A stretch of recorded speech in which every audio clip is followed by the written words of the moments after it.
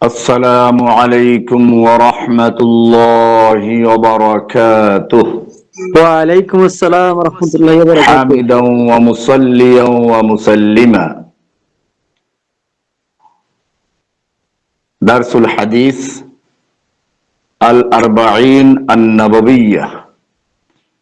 ইমাম নববী রাহমাতুল্লাহি আলাইহি লিখিত 40 হাদিসের দার্সের আজকে দ্বিতীয় হাদিস শুরু। দ্বিতীয় হাদিসটি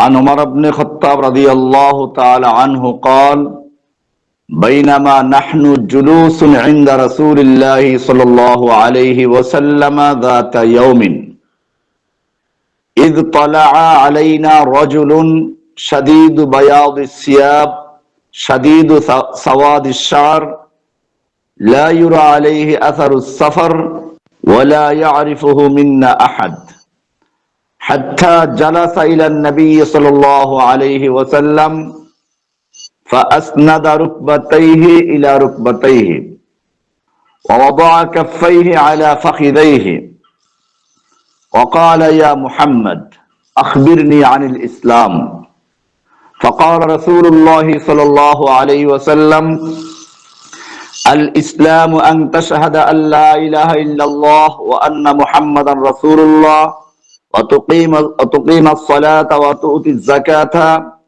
وتصوم رمضان وتحج البيت إن استطعت إليه سبيلا قال صدقت فعجبنا له يسأله ويصدقه قال فأخبرني عن الإيمان قال أن تؤمن بالله وملائكته وكتبه ورسله واليوم الآخر وتؤمن بالقدر خيره وشره قال صدقت قال فأخبرني عن الإحسان قال أن تعبد الله كأنك تراه فإن لم تكن تراه فإنه يراك قال فأخبرني عن الساعة قال ما المسؤول عنها بأعلم من السائل قال فأخبرني عن أماراتها قال أن تلد الأمة ربتها وأن ترى الحفاة العراة العالة رعاء الشاء يتطاولون في البنيان ثم انطلق فلبثت مليا ثم قال يا عمر أتدري من السائل قلت الله ورسوله أعلم قال فإنه جبريل أتاكم يعلمكم دينكم রাওয়াহু মুসলিম। এই হাদিসটি মূলত রাসূলুল্লাহ সাল্লাল্লাহু আলাইহি ওয়াসাল্লামের জীবনের শেষ দিকের হাদিস। আল্লাহ সুবহানাহু ওয়া তাআলা স্বীয় রাসূলকে কোরআন এবং হেদায়েত দিয়ে প্রেরণ করেছেন কি জন্য? লিইয়ুযহিরাহু আলা দ্বীনি কুল্লিহি ওয়াল্লাযী আরসালা রাসূলাহু বিল হুদা ওয়া দীনিল হক। তিনি আল্লাহ যিনি তার রাসূলকে হেদায়েত এবং দ্বীনে হক দিয়ে পাঠিয়েছেন। কেন পাঠালেন? লিইয়ুযহিরাহু আলা দ্বীনি কুল্লিহি, অন্য সকল দ্বীনে বাতিলের উপরে আল্লাহ প্রদত্ত দ্বীনে হককে বিজয়ী করার জন্য। এই মিশন আল্লাহর রাসূল সাল্লাল্লাহু আলাইহি ওয়াসাল্লাম চালিয়েছেন। এক পর্যায়ে আল্লাহ সুবহানাহু ওয়া তাআলা রাসূল সাল্লাল্লাহু আলাইহি ওয়াসাল্লামের বিদায় হজের ভাষণের এক সময় জানিয়ে দিলেন, আল-ইয়াওমা আকমালতু লাকুম দীনাকুম, আজকে আমি তোমাদের জন্য তোমাদের দ্বীনকে পরিপূর্ণ করে দিলাম। ওয়া আতমামতু আলাইকুম নি'মাতি, এবং আমার যে নিয়ামত তথা ওহীর ধারা আমি সমাপ্ত করে দিলাম। রাদিতু লাকুমুল ইসলাম দীনা, দ্বীন হিসেবে ইসলামকেই তোমাদের জন্য আমি পছন্দ করলাম, মনোনীত করলাম। মূলত এর মাধ্যমে ইসলামের ইমারত, ইসলামের বিল্ডিং পরিপূর্ণতা লাভ করে। কিন্তু দীর্ঘ 23 বছরের এই বিস্তারিত জিনিসটা যদি একটা প্যাকেজ আকারে হতো, সংক্ষিপ্ত আকারে হতো তো ভালো হতো। এছাড়া আল্লাহর রাসূল সাল্লাল্লাহু আলাইহি ওয়াসাল্লামকে বিভিন্ন বিষয়ে সাহাবায়ে কেরাম যখন প্রশ্ন করছিলেন, এক পর্যায়ে আয়াত নাযিল হয়ে গেল, ইয়া আইয়ুহাল্লাযীনা আমানু লা তাসআলু আন আশিয়াআ ইন তুবদা লাকুম তাসউকুম। হে ঈমানদারগণ, তোমরা এমন কোন প্রশ্ন করো না যার উত্তর প্রকাশ করা হলে তোমাদের কষ্টের কারণ হবে। তো এরপরে সাহাবায়ে কেরাম প্রশ্ন করতে সতর্ক হলেন, কারণ আপনি জানেন যারা আশপাশে থাকে, নিজের কাছের লোক যারা, তারা যদি সামান্য বেয়াদবিও করে এটা বড় আকারে দেখা হয়, আর গ্রাম্য লোকজন যদি এসে বেয়াদবিও করে এটা কোনো বিষয় না। তো সাহাবায়ে কেরাম চাইতেন যে কোনো গ্রাম্য লোক এসে আল্লাহর রাসূল সাল্লাল্লাহু আলাইহি সাল্লামের কাছে প্রশ্ন করুক, আল্লাহর রাসূল উত্তর দিন, আমরা তার মাধ্যমে অনেক কিছু শিখতে পারবো। এটা ছিল সাধারণ সাহাবায়ে কেরামদের মনের আকাঙ্ক্ষা। অপরদিকে আল্লাহ তাআলাও চাইলেন দীর্ঘ 23 বছরের এই পুরা বিধানগুলোকে একটা প্যাকেজ আকারে, সংক্ষিপ্ত আকারে প্যাকেট করে দেওয়া, যাতে করে সকলে এটাকে মুখস্থ রাখতে পারে, এটাকে মাথার ভিতরে সহজে সংরক্ষণ করতে পারে।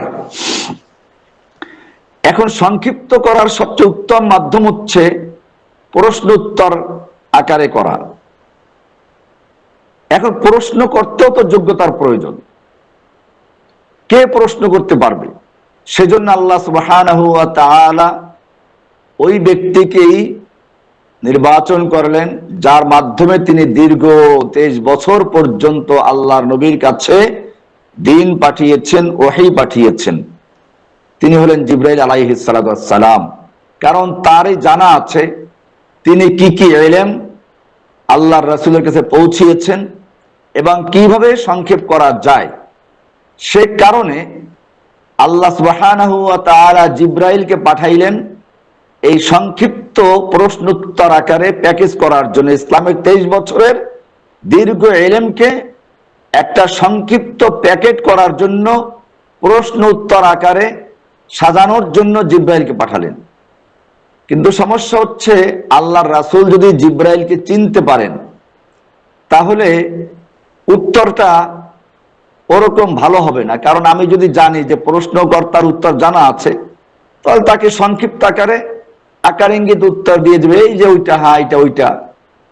তো এটাতে তো আসলে ইসলামের যেটা সংক্ষিপ্ত প্যাকেজ করা দরকার সেটা হচ্ছে না। সেজন্য আল্লাহ সুবহানাহু ওয়া তাআলা জিবরাইলকে পাঠালেন এমন এক অবস্থায় যে কেউ তাকে চিনতে পারলো না, এমনকি আল্লাহর রাসূল নিজেও চিনতে পারলেন না। এরপরে তিনি এসে কয়েকটা প্রশ্ন করলেন। এখানে মূল প্রশ্ন হচ্ছে 4টা। এই হাদিসে মূল প্রশ্ন ওই আগন্তুক ব্যক্তি 4টা প্রশ্ন করলেন, আর এর সাথে আরেকটা ছিল সম্পূরক প্রশ্ন। এ হলো আজকের পাঠকৃত হাদিসের খোলাসা, সার কথা। আমরা প্রথমে হাদিসের তর্জমা করব, এরপরে প্রয়োজনীয় ব্যাখ্যা আলোচনা করব। তো প্রথমে আমরা হাদিসটি ভালো করে পড়ব এবং তর্জমা জেনে নিব। আপনারা হাদিসের তর্জমাটা শুনে তারপরে ব্যাখ্যার দিকে যাব। আন ওমর রাদিয়াল্লাহু তাআলা আনহু, এটাও ওমর রাদিয়াল্লাহু তাআলা আনহু থেকে বর্ণিত। যেমন আগের হাদিসটা আমরা আলোচনা করেছিলাম, ওটাও ওমর রাদিয়াল্লাহু তাআলা আনহু থেকেই বর্ণিত। তিনি বলেন, ক্বালা বাইনামা নাহনু জুলুসুন ইনদা রাসূলিল্লাহি সাল্লাল্লাহু আলাইহি ওয়াসাল্লাম যাতা ইয়াউমিন, আমরা একদা রাসূলুল্লাহ সাল্লাল্লাহু আলাইহি ওয়াসাল্লামের কাছে বসেছিলাম। বাইনামা, বাইনা যে অর্থ, বাইনামার একই অর্থ, তবে মাটা যুক্ত করা হয় তাকিদ দেওয়ার জন্য। এটা আমরা বলি একদা, কোন একদিন, এটা বোঝাবার জন্য এরকম আসে। বাইনামা নাহনু জুলুসুন ইনদা রাসূলিল্লাহি সাল্লাল্লাহু আলাইহি ওয়াসাল্লাম, আমরা একদা আল্লাহর রাসূল সাল্লাল্লাহু আলাইহি ওয়াসাল্লামের কাছে তার সামনে বসেছিলাম। যাতা ইয়াউমিন, যাতা মানে কোনো একদিন, নাকেরা বুঝাবার জন্য ব্যবহার হয়, অবশ্য অন্যান্য অর্থে ব্যবহার হয়, কিন্তু বেশিরভাগ ব্যবহার হয় নাকেরা, কোনো একদিন। যাতা ইয়াউমিন মানে কোনো একদিন আল্লাহ নবীর কাছে আমরা বসেছিলাম। ইয তালা আলাইনা রাজুলুন, হঠাৎ আমাদের সামনে একজন লোক তুলু হলো, উদিত হলো। তলা বলা আসলে উদয় হয়, সূর্য উদয় হয়, চাঁদ উদয় হয়। তো লোকটা উদয় হলো, তলা শব্দ ব্যবহার করেছেন কারণ এটা হঠাৎ করে আসলো। তলা আলাইনা রাজুলুন, আমাদের সামনে হঠাৎ এক ব্যক্তি এসে উপস্থিত হলো। রাজুলুন শাদীদু বায়াদিস সিয়াব, এটা ইজাফাতুস সিফাত ইলাল মাওসুফ। মূলত বায়াদ সিয়াবুহু বায়াদুন শাদীদুন, তার কাপড় গুলো ছিল একেবারে সাদা ধবধবে পরিষ্কার। শাদীদু সাওয়াদিস শার, শারুহু সাওয়াদুন শাদীদুন, শারুহু তার চুলগুলো ছিল সাওয়াদ, চুলগুলো ছিল একেবারে কুচকুচে কালো। তার মানে হচ্ছে একটা লোক যদি সফর থেকে আসে তাহলে তার কাপড় চোপড় ধুলা ময়লা থাকে, এরকম কোন লক্ষণ তার কাপড় চোপড় নেই, পরিষ্কার সাদা কাপড়, যেন এইমাত্র সে কাপড় ঘর থেকে পরে এসেছে। চুলগুলো কালো, এর দুইটা অর্থ। একটা অর্থ এই যে লোকটা যুবক, বুড়ো না, সাদা চুল না। দ্বিতীয় হচ্ছে সে যে সফর করে এসেছে এরকম কোনো লক্ষণ নেই, কারণ তার চুলে কোনো ধুলাবালু নেই। যারা সফর করে আসে তাদের চুলে ধুলাবালু থাকে, ময়লা থাকে, কিন্তু এই লোকটার চুলগুলো একেবারে কুচকুচে কালো। এটারই ব্যাখ্যা হচ্ছে লা ইউরা আলাইহি আসারুস সাফার, তার উপরে কোন রকম সফরের লক্ষণ পরিলক্ষিত হয়নি। লা ইউরা আলাইহি, দেখা যায়নি তার উপর, আসারুস সাফার, সাফারের কোন আলামত, সফরের কোন লক্ষণ, প্রভাব। বলে তাহলে এই মহল্লারই কেউ হবে, কিন্তু বিষয়টা হচ্ছে ওয়ালা ইয়ারিফুহু মিন্না আহাদুন, আমাদের কেউ তাকে চিনল না, তাকে চিনে না। তার মানে হচ্ছে এই মহল্লার কেউ না, আমাদের পরিচিত কেউ না, এলাকার কেউ না। অপরদিকে সে যে দূর থেকে সফর করে এসেছে এরকম কোন লক্ষণও তার শরীরে নেই, কাপড়ে নেই, মাথায় নেই, চুলে নেই। চুলগুলো কালো, কাপড়গুলো পরিষ্কার সাদা ধবধবে। এরকম অদ্ভুত এক ব্যক্তি আসলো। হাত্তা জালাসা ইলান নবী সাল্লাল্লাহু আলাইহি ওয়াসাল্লাম, সে শেষ পর্যন্ত এসে আল্লাহ নবীর কাছে বসলো। বসার ধরনটা কি? ফাসনাদা রুকবাতাইহি ইলা রুকবাতাইহি, আসনাদা মিলিয়ে দিল, ঝুঁকিয়ে দিল তার দুই হাঁটুকে, ইলা রুকবাতাইহি দুই হাঁটুর সঙ্গে, তার নিজের দুই হাঁটুর সঙ্গে হতে পারে। যেভাবে আমরা তাশাহুদে বসি, এটা একজন ভদ্র তালেবুল ইলম যেরকম ভাবে ওস্তাদের সামনে বসে সেরকম বসলো। এখানে আরেকটা অর্থ এরকম হতে পারে ফাসনাদা রুকবাতাইহি ইলা রুকবাতাইহি, মানে সে তার হাঁটু দুটো আল্লাহর নবীর হাঁটুর সাথে মিলিয়ে দিল, এটা হতে পারে। দুরকম হতে পারে। এই জন্য প্রথমটা হবে যে সে খুব আদব এবং খুব ভদ্র ছাত্র, যে একটা হাঁটু গেড়ে তাশাহুদে যেভাবে আমরা বসি এরকম বসলো। আর যদি তার বিষয়টা যেহেতু একটু ওলট পালট, একদিকে সে দেখাচ্ছে গ্রাম্য অপরিচিত লোক, সেজন্য এটাও হতে পারে রুকবাতাই হে জমিরের মার্জা হতে পারে, আল্লাহর রাসূলের হাঁটুর সঙ্গে মিলিয়ে দিল। কিন্তু প্রথমটাই এখানে বেশি স্পষ্ট, যে সে নিজের হাঁটুর সাথে মিলিয়ে বসলো, মানে তাশাহুদের মতো বসলো। ওয়াদা কাফাইহি আলা ফাখিজাইহি, এবং সে তার দুই হাত রাখলো আলা ফাখিজাইহি, তার দুই রানের উপরে। যেভাবে আমরা তাশাহুদে বসে রানের উপরে হাত রাখি এরকম হাত রাখলো।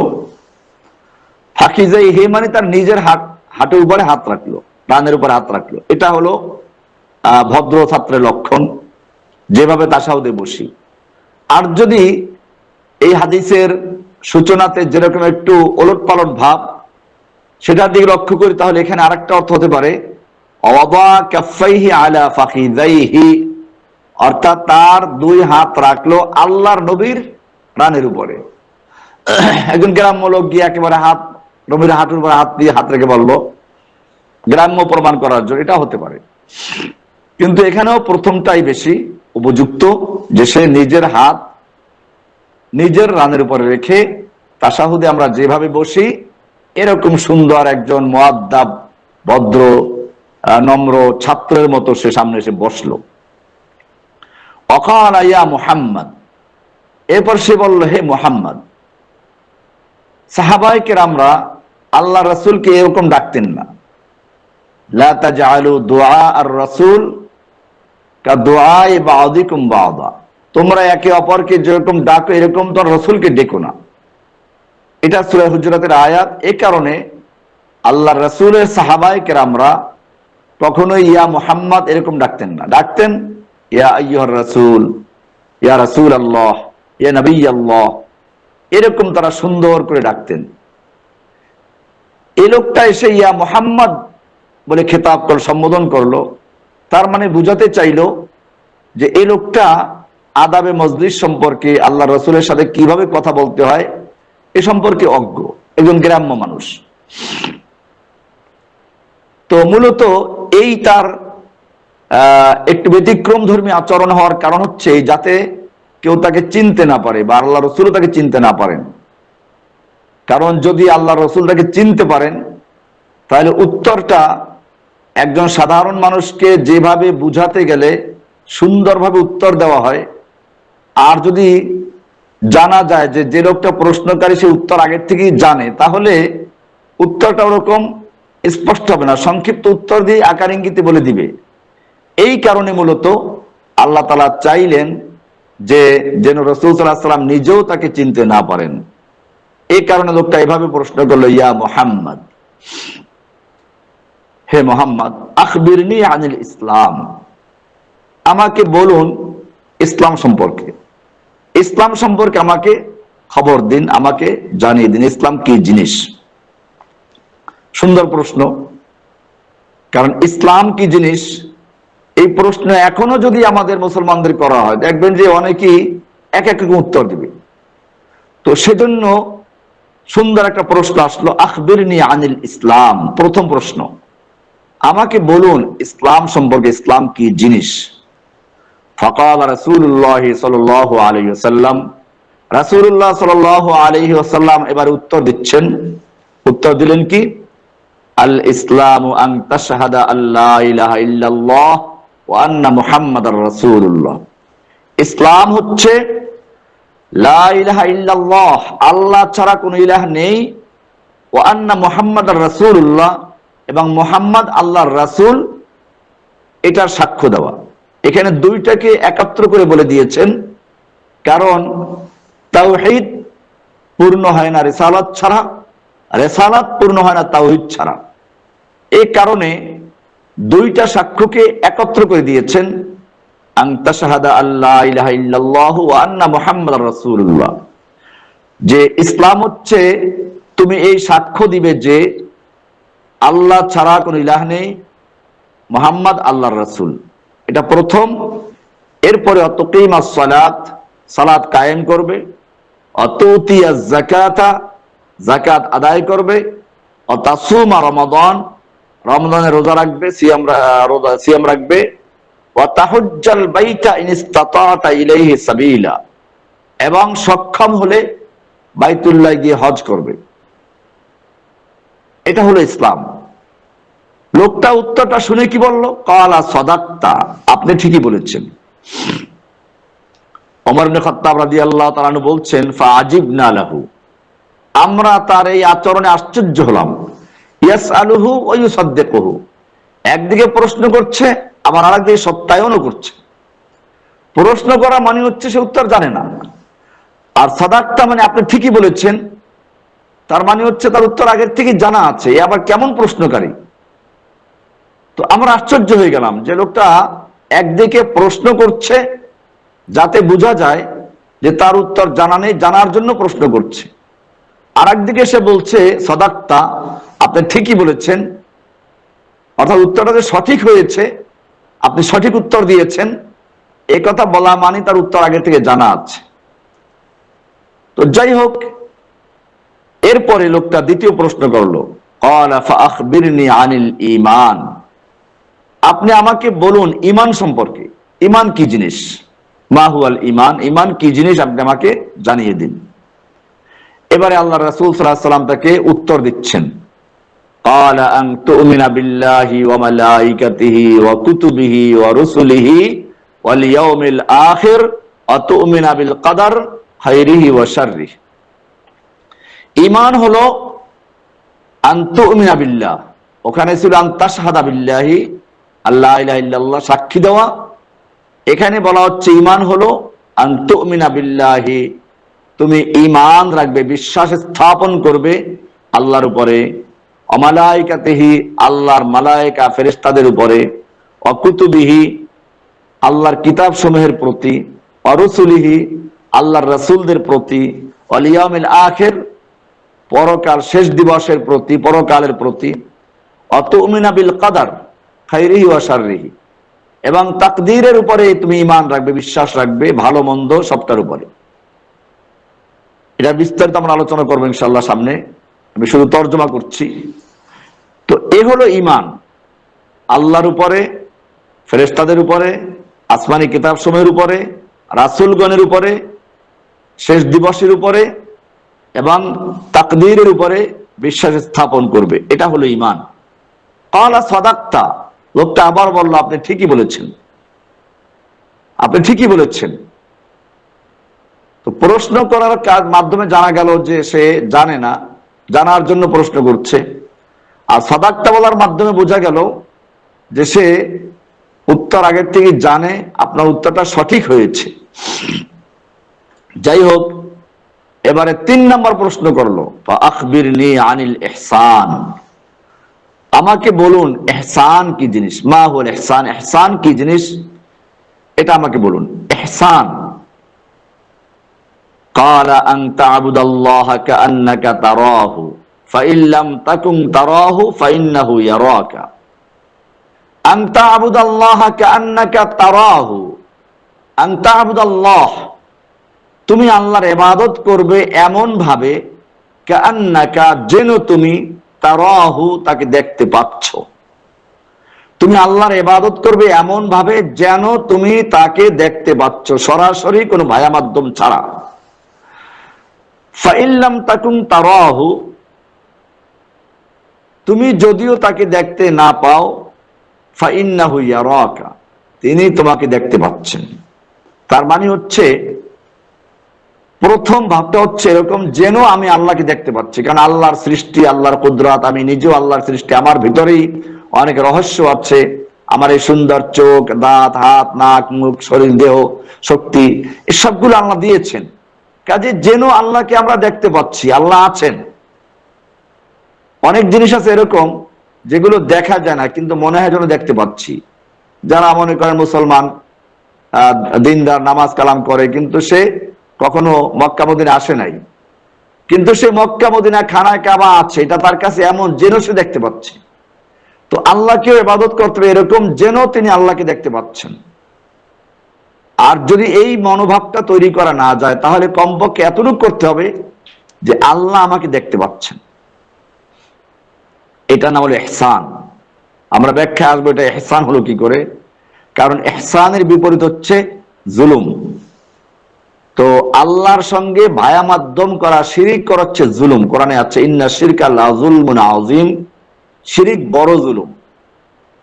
আবার আরাকাতে বলা হচ্ছে, আল্লাযীনা আমানু ওয়া লাম ইয়ালবিসু ঈমানাহুম বিযুলমিন, যারা ঈমান এনেছে এবং তারা তাদের ঈমানকে জুলুমের সাথে সংমিশ্রণ ঘটায়নি, এই জুলুম মানে শিরিক।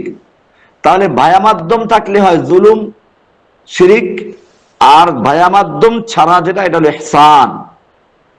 তো বলা হচ্ছে ইহসান কি জিনিস, আল্লাহর রাসূল উত্তর দিলেন, তুমি ইবাদত করবে এমন ভাবে, আল্লাহর ইবাদত করবে এমন ভাবে যেন তুমি আল্লাহকে দেখতে পাচ্ছ। আর যদি তুমি আল্লাহকে দেখতে না পাও, ফাইন্নাহু ইয়ারাকা, তিনি তোমাকে দেখতে পাচ্ছেন। এই ধারণা মনে পোষণ করা, এভাবে ইবাদত করা, এটার নাম হচ্ছে ইহসান। ক্বালা ফাআখবিরনি আনিস সাআহ। এবারে চতুর্থ প্রশ্ন।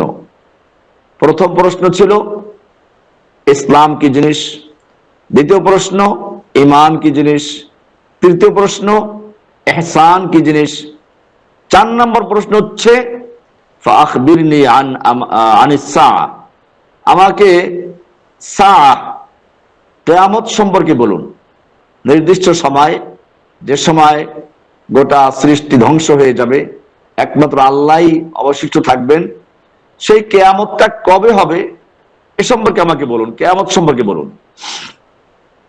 ক্বালা, এবার আল্লাহ রাসূল উত্তর দিচ্ছেন কি, মাল মাসউলু আনহা বিআলামা মিনাস সাইল, মা আল মাসউলু আনহা বিআলামা, জিজ্ঞাসিত ব্যক্তি বেশি জ্ঞাত নয় মিনাস সাইল, জিজ্ঞাসাকারীর থেকে। প্রশ্নকারীর থেকে প্রশ্নকৃত ব্যক্তি এ ব্যাপারে বেশি জ্ঞাত নয়। তার মানে হচ্ছে কিয়ামত কবে হবে তার সঠিক জ্ঞান যেভাবে প্রশ্নকারী জানা নাই, এরকম ভাবে আমারও জানা নাই। অর্থাৎ এর উত্তরটা হচ্ছে এই যে কিয়ামত সঠিক কবে হবে এটা তুমি যে প্রশ্ন করেছো তোমার যেমন জানা নাই, আমারও জানা নাই। কি সুন্দর উত্তর। সুতরাং আমাদেরও খেয়াল রাখতে হবে যেসব ব্যাপারে আল্লাহ রাসূল সাল্লাল্লাহু আলাইহি ওয়াসাল্লাম নির্দিষ্ট সময় বলেন নাই সেগুলো নির্ধারণ না করা। এবারে জিবরাইল একটা সম্পূরক প্রশ্ন করেছে। আমি শুরুতেই বলেছিলাম যেখানে 4টা প্রশ্ন হচ্ছে মূল। এই চতুর্থ প্রশ্ন যে আমাকে কিয়ামত সম্পর্কে বলুন, আল্লাহ রাসূল বললেন কিয়ামত সম্পর্কে জিজ্ঞাসিত ব্যক্তি জিজ্ঞাসাকারীর থেকে বেশি জ্ঞাত নয়। তার মানে তুমি যে জানার জন্য প্রশ্ন করেছ তুমি জানো না, আমিও তোমার মতোই জানি না। এবার একটা সম্পূরক প্রশ্ন করলো, ফাআখবিরনি আন আমারাতিহা। ঠিক আছে, কিয়ামত কবে হবে এটা আপনি যদি না জানেন তো তাহলে আমাকে কিয়ামতের লক্ষণ আলামত সম্পর্কে বলুন। কিয়ামতের কি কি লক্ষণ বা কি আলামত আছে, কি দেখে বুঝতে পারবো যে কিয়ামত অতি নিকটে, তো সে ব্যাপারে আমাকে কিছু লক্ষণ সম্পর্কে বলুন।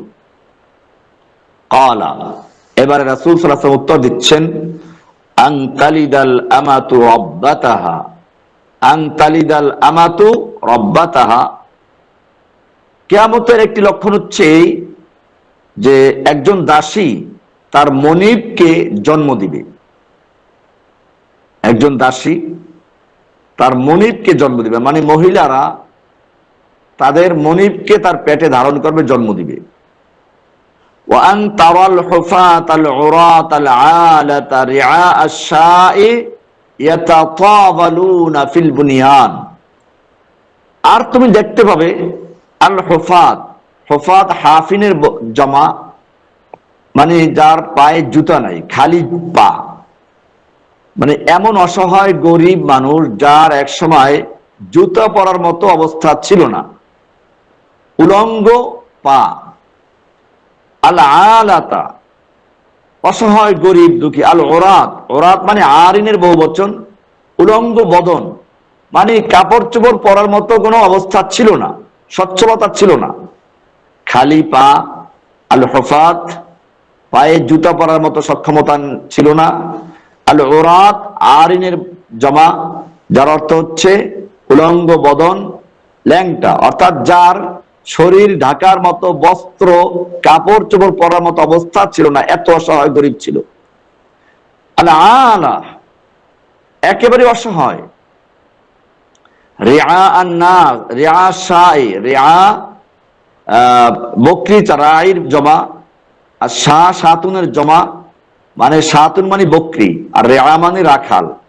বকরির রাখাল মানে উটের রাখাল হইলে তো একটু মানে বড় বোঝা যায়, ঘোড়ার রাখাল একটু সম্মান আছে, কিন্তু বকরির রাখাল, ছাগলের রাখাল, ভেড়ার পালের রাখাল, এটা একেবারে নিম্ন স্তরের লোক বোঝাবার জন্য এটা বলা হয়েছে যে এরকম ছাগলের রাখাল, উটের বা ঘোড়ার রাখালও না, রাখালের মধ্যেও কোয়ালিটি আছে, একেবারে ছাগলের রাখাল। এরপরে অসহায় গরিব, এরপরে উলঙ্গ বদন, উলঙ্গ পা, জুতা পরার ক্ষমতা নাই, কাপড় চোপড় কেনার ক্ষমতা নাই, এরকম অসহায় ছিল একরকম। এই লোকগুলো ইয়াতাতাওয়ালুনা ফিল বুনিয়ান, তারা ইমারত নির্মাণ ক্ষেত্রে, লম্বা লম্বা টাওয়ার বানাবার ক্ষেত্রে তারা প্রতিযোগিতায় লিপ্ত হবে। ইয়াতাতাওয়ালুন, একে অপরের উপরে প্রতিযোগিতায় লিপ্ত হবে। ফিল বুনিয়ান, বড় বড় অট্টালিকা, বড় বড় ইমারত, বিল্ডিং, টাওয়ার নির্মাণের ক্ষেত্রে। তার মানে এক সময় যাদের জুতা পরার ক্ষমতা ছিল না, কাপড় চোপড় পরার ক্ষমতা ছিল না, এইরকম অসহায় গরিব বকরির রাখাল, এরা এক সময় এমন অবস্থায় চলে যাবে যে তারা বড় বড় বিল্ডিং নির্মাণ করবে, কে কার চেয়ে বড় টাওয়ার নির্মাণ করতে পারে, এই প্রতিযোগিতায় লিপ্ত হবে। সুম্মা ইনতালাকা, এই প্রশ্ন উত্তর দেওয়ার পরে লোকটা চলে গেল। ফালাবিস্তু মালিয়া, ওমর রাদিয়াল্লাহু তাআলা আনহু বলেন যে আমি এই লোকটার আচরণ শুরু থেকে দেখলাম, এরপরে তার প্রশ্নগুলো দেখলাম, কি দামি প্রশ্ন, উত্তরগুলো শুনলাম, আমি লোকটা সম্পর্কে চিন্তায় পড়ে গেলাম। ফালাবিস্তু মালিয়া, আমি চিন্তা মগ্ন হয়ে বসে থাকলাম। সুম্মা ক্বালা, এরপরে আল্লাহ রাসূল সাল্লাল্লাহু আলাইহি ওয়াসাল্লাম বললেন, ইয়া ওমর আতাদরি মানিস সাইল, ওমর তুমি কি জানো প্রশ্নকারী কে? কুলতু আল্লাহু ওয়া রাসূলুহু আ'লামু, আমি বললাম যে আল্লাহ এবং আল্লাহর রাসূলই ভালো জানেন। ক্বালা ফাইন্নাহু জিবরিল, আল্লাহর রাসূল সাল্লাল্লাহু আলাইহি ওয়াসাল্লাম বললেন ইনি হলো জিবরিল। আতাকুম ইউআল্লিমুকুম দীনাকুম, তিনি তোমাদের কাছে এসেছিলেন, ইউআল্লিমুকুম দীনাকুম, তোমাদেরকে তোমাদের দ্বীন শিক্ষা দেওয়ার জন্য।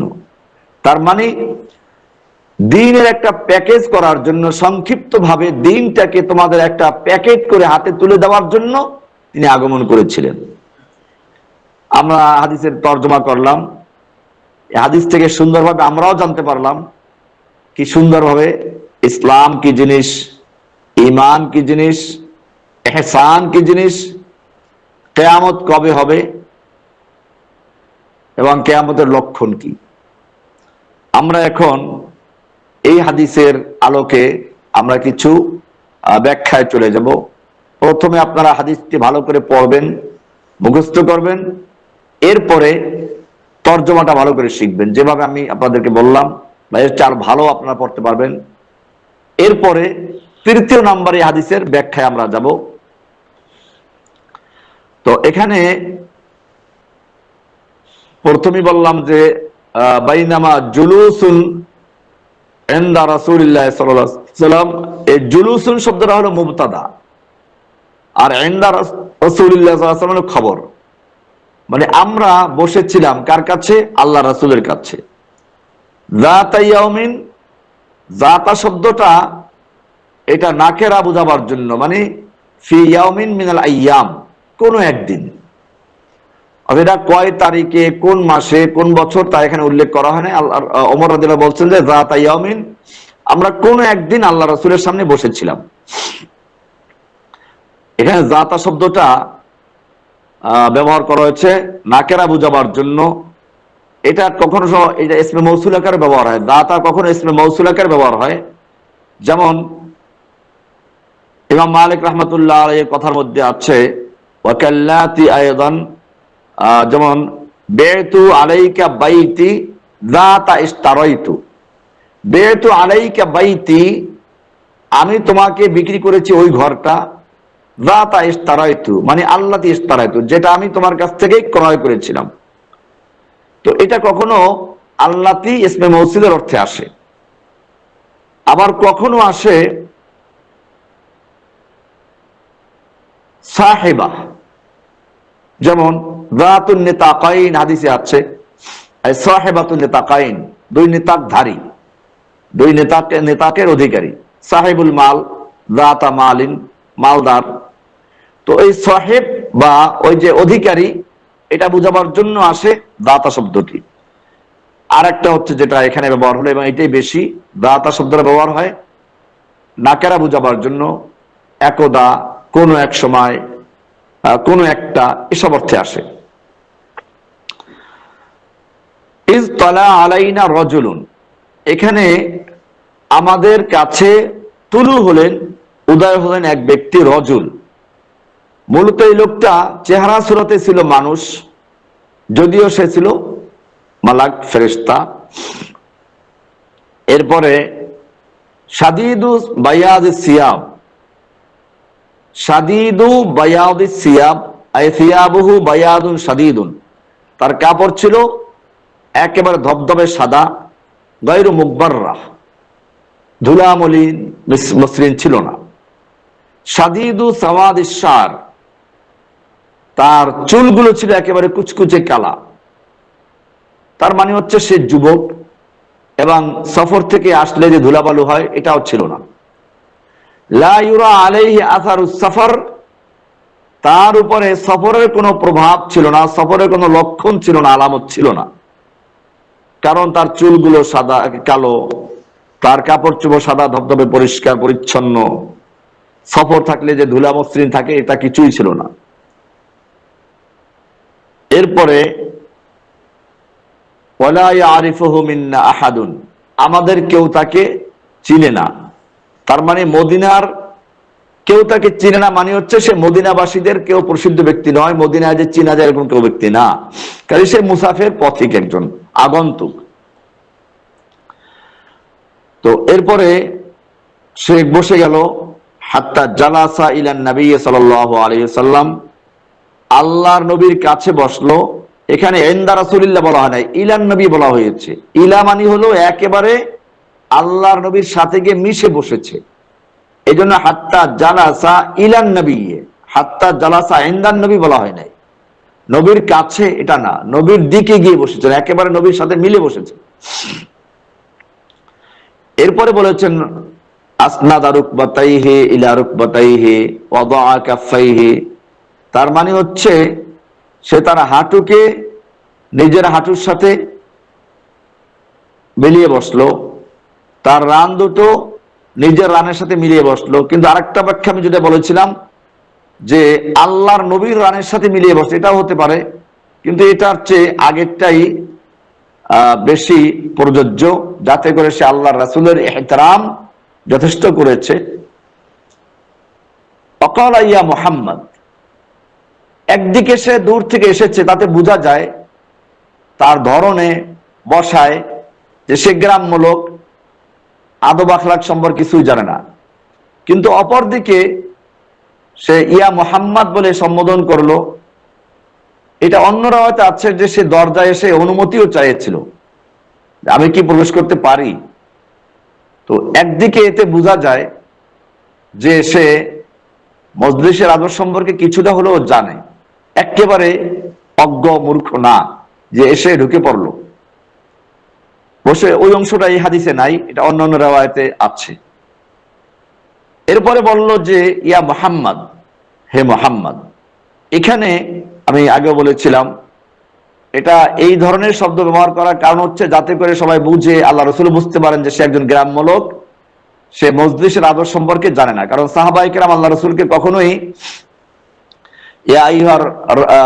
ইয়া মুহাম্মদ এরকম ডাকেন নাই, বরং আল্লাহ তাআলা নিজেও আল্লাহ রাসূলকে বিশেষ কারণে কয়েক জায়গায় নাম উল্লেখ করা ছাড়া প্রায় জায়গাতে ইয়া আইয়ুহার রাসূল, ইয়া আইয়ুহান নবিয়্যু ইত্যাদি শব্দ ব্যবহার করেছেন।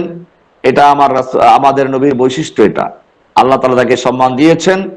এবং আমাদেরকেও বলেছেন লা তাজআলু দুআ আর রাসূল কা দুআই বা'দিকুম বা'দা, হে ঈমানদারগণ তোমরা রাসূলকে এরকম ভাবে ডেকো না যেরকম ভাবে তোমরা একে অপরকে ডেকে থাকো। তো সে কারণে সাহাবায়ে কেরাম আল্লাহ রাসূল কখনো ইয়া মুহাম্মদ বলে ডাকতেন না, ইয়া রাসূল আল্লাহ, ইয়া নবী আল্লাহ ইত্যাদি সম্বোধন করে ডাকতেন। এরপরে রাসূল সাল্লাল্লাহু আলাইহি সাল্লামকে প্রশ্ন করলো, আমাকে বলুন ইসলাম কি জিনিস, আই মা হুয়াল ইসলাম, ইসলাম কি। রাসূল সাল্লাল্লাহু আলাইহি সাল্লাম বললেন আল ইসলাম আন তাশহাদু আল্লা ইলাহা ইল্লাল্লাহ ওয়া আন্না মুহাম্মাদান রাসূলুল্লাহ, ইসলাম হচ্ছে তুমি লা ইলাহা ইল্লাল্লাহ মুহাম্মাদুর রাসূলুল্লাহর সাক্ষ্য দিবে। এই তাশহাদু শব্দ বোঝা যায় যে শুধু মুখে বললেই চলবে না, তার শাহাদুর মধ্যে আছে তুকিরু ওয়া তা'তারিফু বিলিসানিকা ওয়া কলবিকা, মানে একই সাথে মুখে বলবে, অন্তরে বিশ্বাস নিয়ে বলতে হবে। এটার নাম শাহাদাত। খালি মুখে বললে শাহাদা হয় না, কারণ আল্লাহ সুবহানাহু ওয়া তাআলা বলেছেন ইল্লা মান শাহিদা বিল হাক্কি ওয়া হুম ইয়ালামুন, সূরা যুখরুফ এর ৮৬ নম্বর আয়াত। তো এতে বোঝা যায় যে জেনে বুঝে মুখে যে কথা বলা হয় ওটার নাম হচ্ছে শাহাদা। সূরা মুনাফিকুনের শুরুতে আমরা দেখব আল্লাহ তাআলা বলছেন ইযা জাআকাল মুনাফিকুনা ক্বালু নাশহাদু ইন্নাকা লারাসূলুল্লাহ, হে নবী আপনার কাছে যখন মুনাফিকরা আসবে তারা বলবে আমরা সাক্ষ্য দিচ্ছি আপনি আল্লাহর রাসূল। আল্লাহু ইয়ালামু ইন্নাকা লারাসূলুহু, আল্লাহ জানেন আপনি আল্লাহর রাসূল, তা ঠিক আছে, কিন্তু আল্লাহু ইয়াশহাদু ইন্নাল মুনাফিকিনা লাকাযিবুন, আল্লাহ সাক্ষ্য দিচ্ছেন যে মুনাফিকরা মিথ্যাবাদী। তো মুনাফিকরা মিথ্যাবাদী হলো কি করে? তারা তো সত্য কথাই বলেছে ইন্নাকা লারাসূলুল্লাহ, আপনি আল্লাহর রাসূল, তো মিথ্যাবাদী হলো কেন? মূলত তারা যে তাদের কথাটাকে ক্বালু নাশহাদু ইন্নাকা লারাসূলুল্লাহ, আমরা সাক্ষ্য দিচ্ছি আপনি আল্লাহর রাসূল, তাদের কথাটাকে সাক্ষ্য বলে যে উল্লেখ করেছে এটা ভুল, এটা মিথ্যা।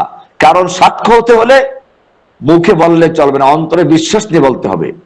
কাজে এইখানে আমরা দেখলাম আনতা শাহাদা, তুমি সাক্ষ্য দিবে, তার মানে হচ্ছে তুকিররা ওয়া তা'তারিফা বিলিসানিকা ওয়া কলবিকা, তুমি তোমার মনে প্রাণে বিশ্বাস সহ মুখে স্বীকৃতি দিবে, সাক্ষ্য দিবে আশহাদু আল্লা ইলাহা ইল্লাল্লাহ ওয়া আন্না মুহাম্মাদার রাসূলুল্লাহ।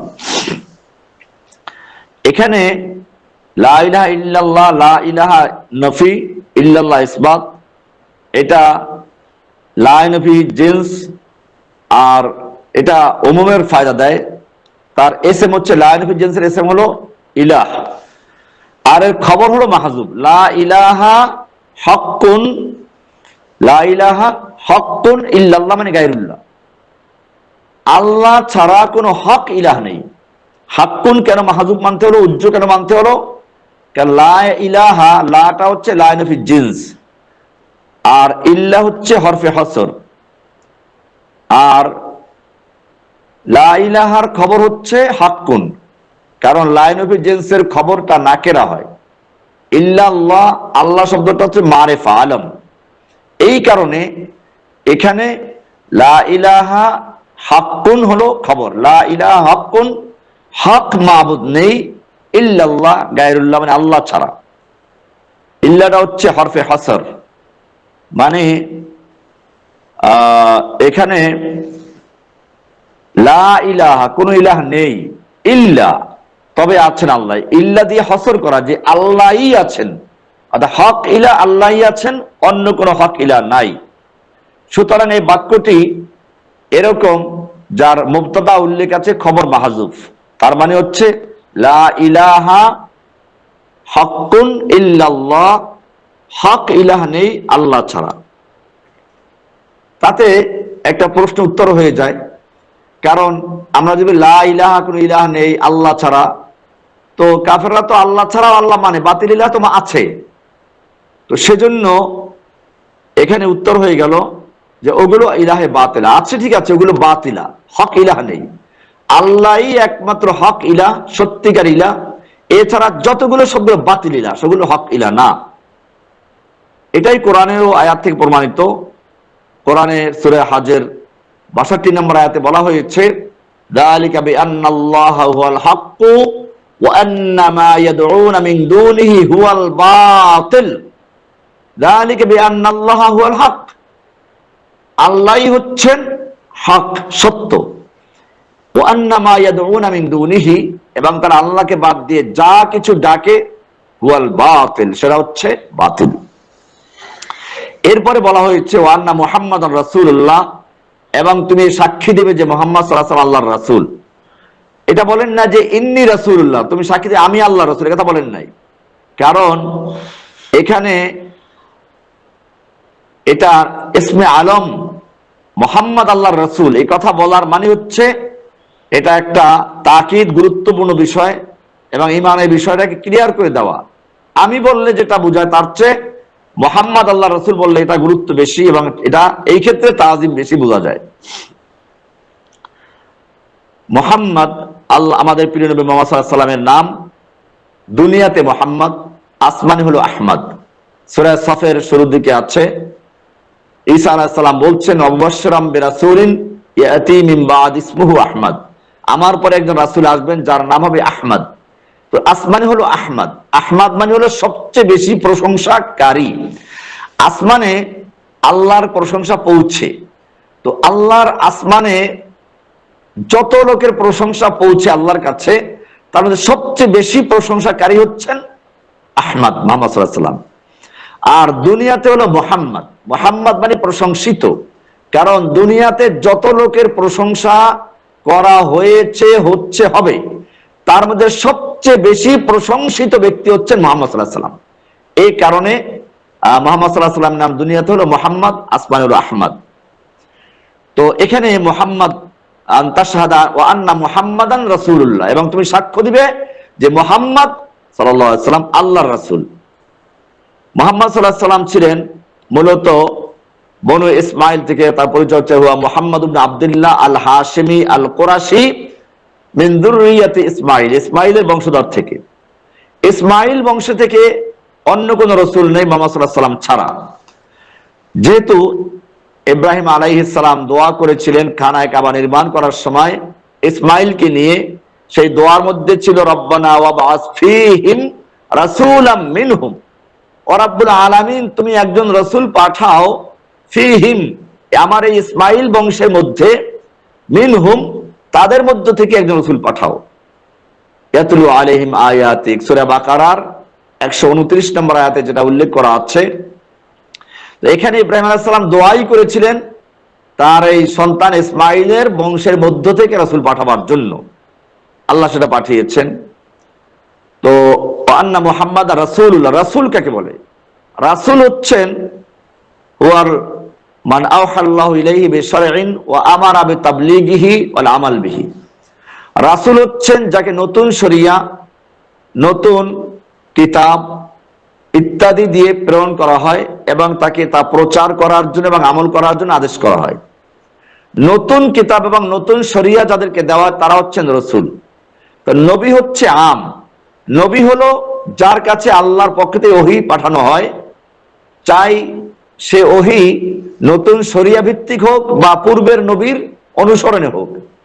কিন্তু রাসূল হতে হলে তাকে নতুন শরিয়া পেতে হবে, কাজে রাসূল হচ্ছে খাস, নবী হলো আম।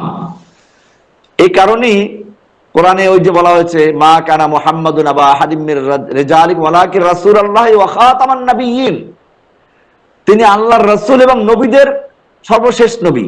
এখানে খাতামুর রাসূল বলা হয় নাই। কেন বলা হয় নাই?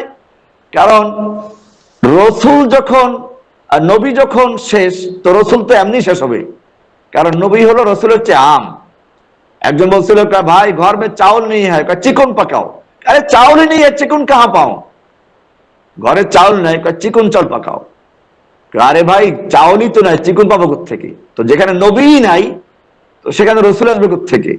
কাজে খাতামুন নবিয়্যিন বলেছেন, খাতামুর রাসূল বলে না, কারণ নবী বললে রসুল এমনি আউট হয়ে যায়, আর কোন নবী আসবে না, রসুল আসবে না। সুতরাং মুহাম্মদ সাল্লাল্লাহু আলাইহি ওয়াসাল্লামের প্রতি ঈমান আনতে গিয়ে অন্য রসুলদের প্রতি ঈমান আনার মতো নয়। অন্য রসুলদের প্রতি ঈমান আনা হচ্ছে শুধু তিনি একজন আল্লাহর রসুল এ কথা বিশ্বাস করা। আর মুহাম্মদ সাল্লাল্লাহু আলাইহি ওয়াসাল্লামকে বিশ্বাস করতে হবে দুইটা জিনিস উপরে, তার উপর ঈমান আনতে হবে দুইটা জিনিসের। একটা হচ্ছে তিনি আল্লাহর রাসূল, আর একটা হচ্ছে তিনি খাতামুন নবিয়্যিন। এই দুইটা পূর্ণ বিশ্বাস নিয়ে পরে রাসূলের প্রতি ঈমান আনা হবে। আর যদি বিশ্বাস করে মুহাম্মদ আল্লাহর রাসূল কিন্তু খাতামুন নবিয়্যিন বিশ্বাস করলো না, তার ঈমান পূর্ণ হয় নাই। তো এখানে বলা হলো যে আন্না মুহাম্মাদ রাসূলুল্লাহ, এরপরে তাকিমা সালাত, সালাত কায়েম করা, তার মানে তাতি বিহা কাইমাতান তাম্মাতান মুতাদিলাতান, পূর্ণ বিধান সহকারে সালাত প্রতিষ্ঠা করা। আর এরপরে সালাতের মধ্যে সালাত ফরজ নফল সবগুলো চলে আসবে। যাকাত আদায় করবে। যাকাত হচ্ছে কি জিনিস? ইয়াল মালুল ওয়াজিব, ওই মাল, নির্দিষ্ট পরিমাণ মাল যেটা মুমিনদের মালের মধ্যে ফরজ হয় যাকাতের মালের মধ্যে, স্বর্ণ, রৌপ্য, চতুষ্পদ জন্তু এবং উৎপন্ন ফসল, ব্যবসার মাল, এগুলোর মধ্যে জাকাত ফরজ হয়। তো নির্দিষ্ট পরিমাণ যে জাকাত হয় এটাকে জাকাত আদায় করতে হবে। ও তাসুমা রমাদান, এবং রমজানের সিয়াম পালন করতে হবে। তো এরপরে হজ পালন করা, নির্দিষ্ট সময়ে নির্দিষ্ট জায়গায় নির্দিষ্ট কাজ করা। তার মানে আশুরুল হজের ভিতরে মক্কা মদিনা, মক্কাতে গিয়ে নির্দিষ্ট জায়গাগুলোতে হজ করা, মানিস্তাতা ইলাইহি সাবিলা, যাদের সক্ষমতা আছে। তো এ হলো হাদিসের মোটামুটি তর্জমা। এবারে আর ব্যাখ্যাগুলো আরো আসবে, এই পঞ্চবেলার ব্যাখ্যা কি, এরপরে বাকি যে প্রশ্নগুলো ঈমান, কাদার আলোচনা আমরা বিস্তারিত ইনশাআল্লাহ হাদিসের ব্যাখ্যায় করব, আল্লাহ যদি তৌফিক দান করেন। আজকের দার্সের সময় যেহেতু শেষ হয়ে গেছে, তো সেজন্য আজকে এ পর্যন্তই। হাদিসটি পড়া হলো এবং তর্জমা করা হলো, এবং এক অংশের ব্যাখ্যা আমরা পেশ করছিলাম। বাকি অংশ ইনশাআল্লাহ সামনে দার্সে আলোচনা করা হবে। আল্লাহ সুবহানাহু ওয়া তাআলা আমাদের সকলকে বিষয়গুলোকে বুঝার এবং আমল করার তৌফিক দান করুন, আমিন।